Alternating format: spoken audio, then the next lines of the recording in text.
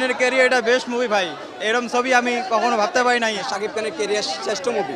অনেক ভালো, অনেক। বাংলাদেশে আসলে এই স্কেলে মুভি হয়নি কখনো, যেটা বুঝলাম, অ্যান্ড ইটস রিয়েলি অ্যাপ্রিশিয়েটিং। খুবই খুবই খুবই খুবই চমৎকার ছিল, ভালো লেগেছে। Thank you. Awesome, actually awesome.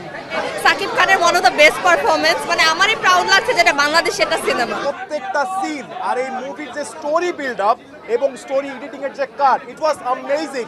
বাংলাদেশে এই টাইপের প্রোডাকশনের মুভি এই পর্যন্ত হয় নাই, আমি এটা লিখে দিতে পারবো। এবার শাকিব খানের রকস্টার সিনেমা বাংলাদেশের ফিল্ম ইন্ডাস্ট্রিতে যেন নতুন এক ইতিহাস তৈরি করতে যাচ্ছে।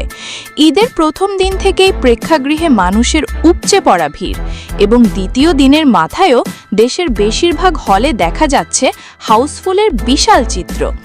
দর্শকরা ঘন্টার পর ঘন্টা লাইনে দাঁড়িয়ে থেকেও পাচ্ছে না রকস্টার সিনেমার টিকিট। সিনেমা হল থেকে বেরিয়ে দর্শকদের উন্মাদনা থামছেই না। এটি দর্শকদের কাছে শুধু একটা সিনেমা না, এটা একটা অনুভূতি। অনেকে তো বলছেন সুপারস্টার শাকিব খান নিজের ক্যারিয়ারের শ্রেষ্ঠ একটি সিনেমা করেছেন।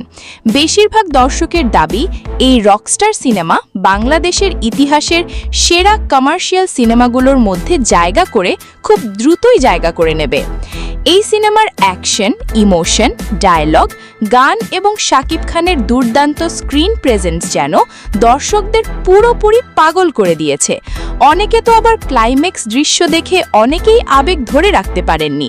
কেউ লিখছেন মাস্টারপিস, কেউ বলছেন বাংলা সিনেমার গেম চেঞ্জার। এখন সবথেকে ভাবার বিষয়, শেষ পর্যন্ত এই সিনেমাটি বাংলাদেশের বক্স অফিসে কত বড় নতুন ইতিহাস গড়ে, সেটাই এখন দেখার অপেক্ষা। One loves me.